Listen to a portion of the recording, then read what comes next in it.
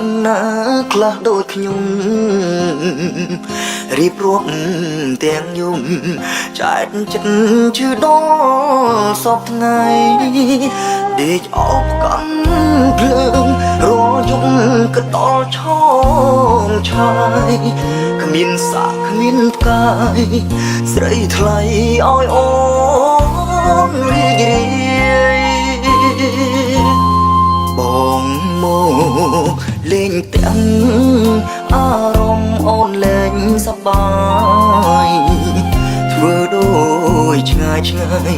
បងប្តីអូនទុកដូចភ្ញៀវចារឹកស្រីប្រដោស្រោបពេលអ្នកផងសឹកខ្សៀវបែងដងអូនភ្លាវឆាប់បងហើយក៏ពិតមកស្រីទឹកភ្នែកទីហ៊ានក្រោយពេលប្រពន្ធប្រាប់នេះអូនមានប្រូថ្មីពេលបងទៅបំរើជីប្រពន្ធបងហើយមិនដេញឡើយក៏